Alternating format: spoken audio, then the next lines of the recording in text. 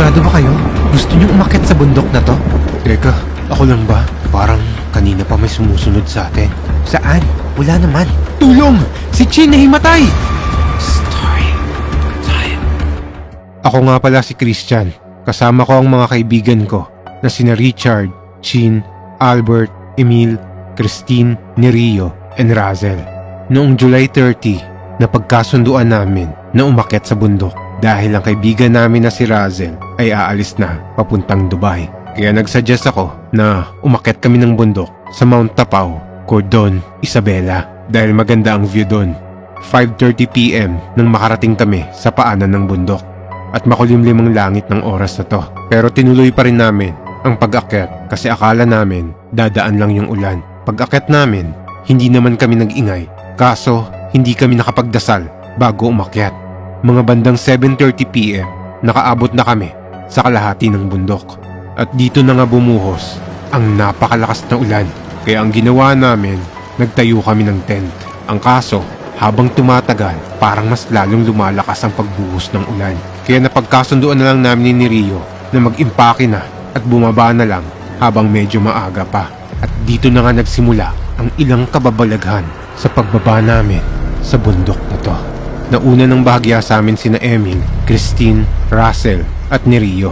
At nahuli kami nila Richard, Chin, Albert at ako. Mga bandang 8:30 PM, biglang nag-collapse si Chin.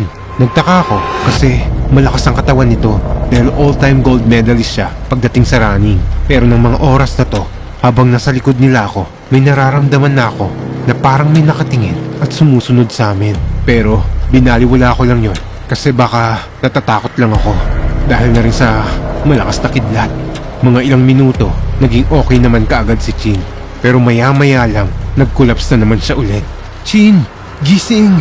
Buti na lang, nagising kaagad si Chin ng boyfriend niyang si Richard. Kaya nakapagpatuloy kaagad kami sa paglalakad pababa.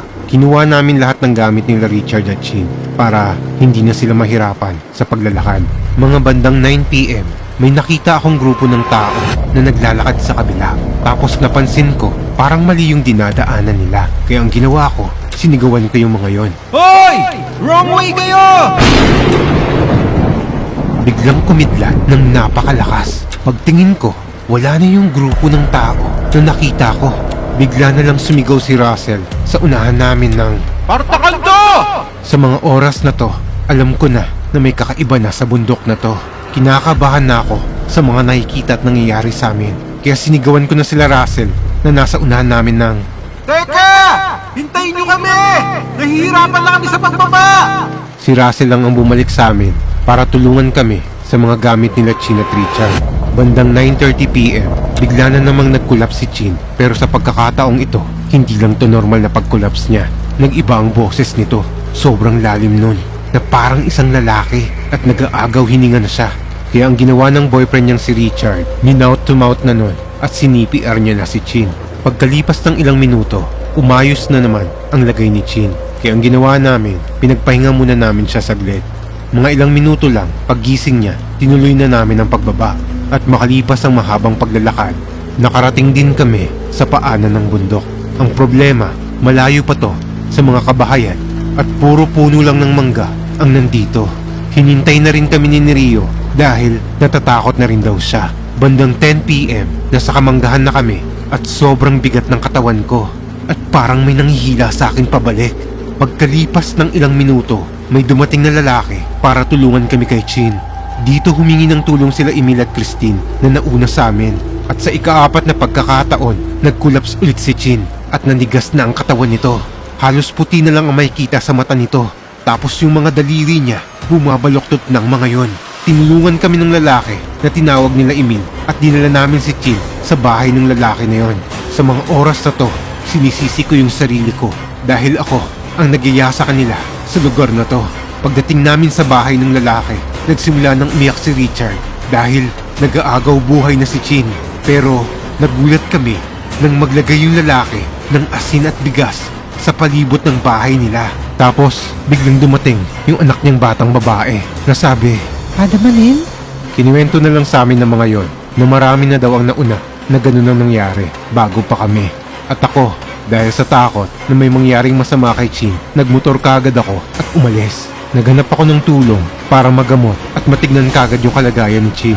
Buti na lang, may malapit na checkpoint. Nagpatawag kagad ako ng rescue dahil 30 to 40 minutes pa bago makarating yon mula sa mismong facility ng rescuers papunta sa amin. Lumipas ang ilang minuto, dumating na ang rescue at natulungan na nila si Chin. Pag-uwi nga namin, doon na kami nagkwentuhan at nagulat kami dahil lahat pala kami ay may nakita sa bundok na yon. Chin, anong nakita mo bago ka mag-collapse? May nakita akong tao na nakasunod sa akin. Tapos, pagkalipas ng ilang minuto, nag-collapse na ako. Ako naman may nakita akong mga nakatayo sa mga dinadaanan natin. Pero binaliwala ko lang yun. Parehas tayo. Nakita ko rin yan. Kami naman nila Emil at Christine. May nakita kami mga kakaibang figure sa may manggaan. Basta, nakakatakot yun. Ikaw, Christian, anong nakita mo?